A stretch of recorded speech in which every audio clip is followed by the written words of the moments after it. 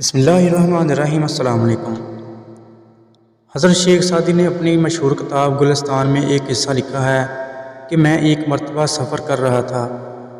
سفر کے دوران ایک تاجر کے گھر رات گزارنے کے لیے قیام کیا۔ اس تاجر نے ساری رات میرا دماغ چاٹا۔ وہ اس طرح کے اپنی تجارت کے قصے مجھے سناتا رہا کہ فلاں ملک میں میری یہ تجارت ہے، فلاں جگہ میرے اس چیز کی دکان ہے، فلاں ملک سے یہ چیز درآمد کرتا ہوں، یہ چیز برآمد کرتا ہوں۔ ساری رات قصے سنا کر آخر میں کہنے لگا کہ میری اور سب آرزوئیں تو پوری ہو گئی ہیں اور میری تجارت بھی پرواں چڑھ گئی ہے، البتہ اب صرف ایک آخری سفر کرنے کا ارادہ ہے۔ آپ دعا کریں کہ میرا وہ سفر کامیاب ہو جائے تو پھر اس کے بعد کنات کی زندگی اختیار کر لوں گا اور بقیہ زندگی اپنی دکان پر بیٹھ کر گزاروں گا۔ شیخ سعدی نے پوچھا کہ وہ کیسا سفر ہے؟ اس تاجر نے جواب دیا کہ میں یہاں سے فارس گندک لے کر چین جاؤں گا، اور اس لیے کہ میں نے سنا ہے کہ وہ چین میں بہت زیادہ قیمت پر فروخت ہو جاتی ہے۔ پھر چین سے چینی برتن لے کر روم میں فروخت کروں گا، وہاں سے رومی کپڑا لے کر ہندوستان میں فروخت کروں گا، اور پھر ہندوستان سے فولاد خرید کر حلب شام میں لے جا کر فروخت کروں گا۔ حلب سے شیشہ لے کر یمن میں فروخت کروں گا، پھر وہاں سے یمنی چادر لے کر فارس آ جاؤں گا۔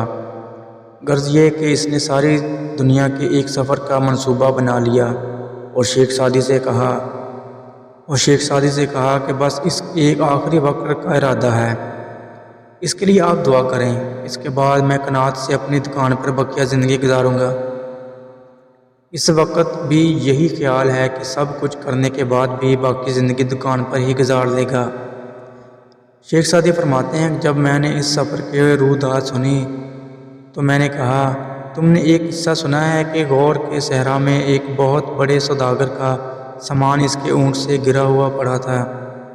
ایک طرف اس کا اونٹ بھی مرا پڑا تھا اور دوسری طرف وہ خود بھی مرا پڑا تھا۔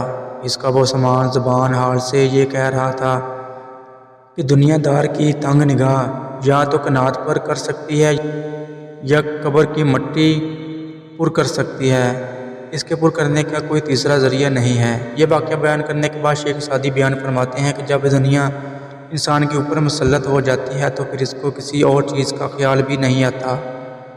یہ ہے دنیا کی محبت جس سے منع کیا گیا ہے۔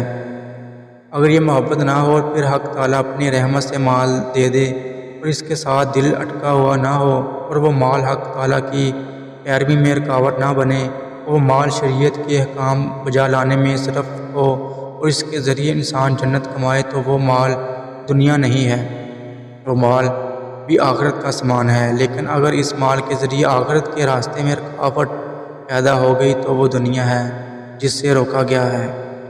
اللہ حافظ۔